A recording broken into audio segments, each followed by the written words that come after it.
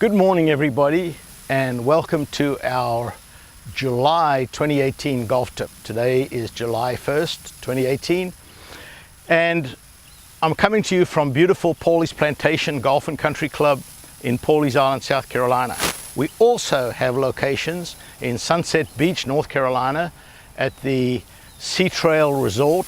They have 3 golf courses there, great accommodations, another great place to go for golf school. We have a golf school at Furman University in upstate South Carolina, and Jennifer Shillington is the instructor there. Great instructor, been working for me for a long time. And then for about 2 weeks of the year, I teach up in upstate New York, about an hour south of Buffalo.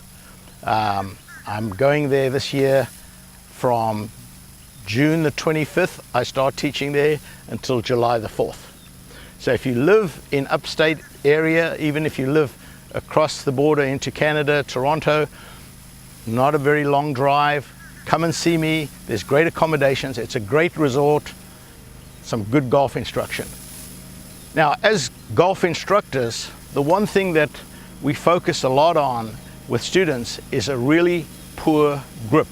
And I had a school finish just recently where one of my students had a really strong grip. Now, I want to go through the grip. I know I've done videos on the grip before, but there's a factor that comes in that's very important. So if you clap your hands like that, put your palms adjacent to one another. That's the basis of the grip. The palms should be facing. Now, I can rotate slightly this way. I seldom see a really good golfer with a grip that's over here.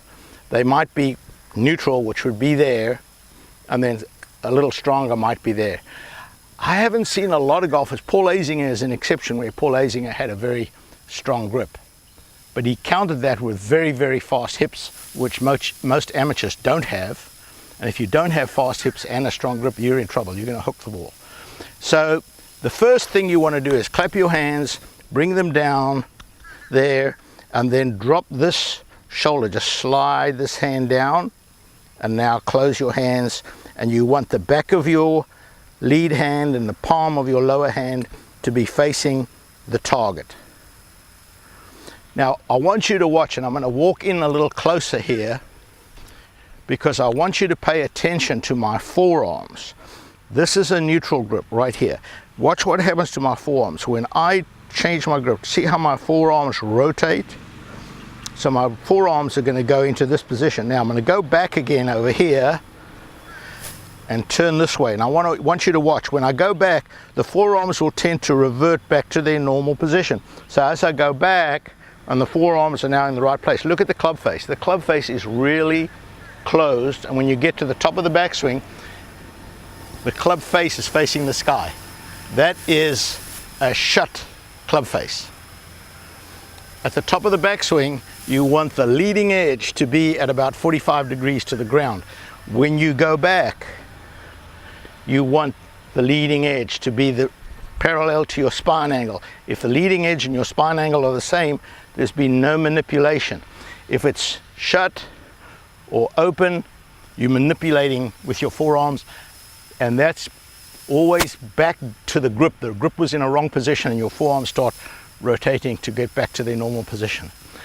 So pay attention, palms facing each other, forearms in a neutral. If you just let your arms hang like that and bring your arms together, that's neutral for your forearms.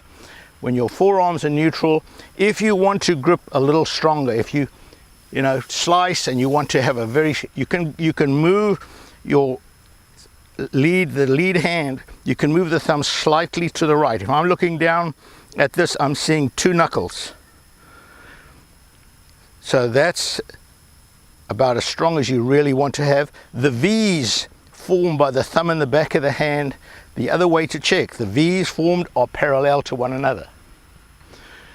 So I'm going to come in a little closer. I want you to have a look. Notice the V's here, parallel to one another. There's very little gaps. When you grip the club, I see a lot of students where there's a whole lot of gaps and everything when they grip.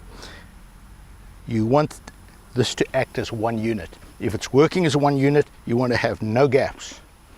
So there you have it. It's something you can practice at home in your living room. You know, you can go at home and just practice putting the palms together, doing that, coming down. You don't need a golf club. Just put the hands there, get that comfortable first, then get the golf club in your hand. Go and practice, because it's going to feel uncomfortable. The grip change is the worst thing in terms of comfort, but it's the quickest thing to get comfortable. So a little bit of practice, it'll be comfortable, and you'll play a lot better golf.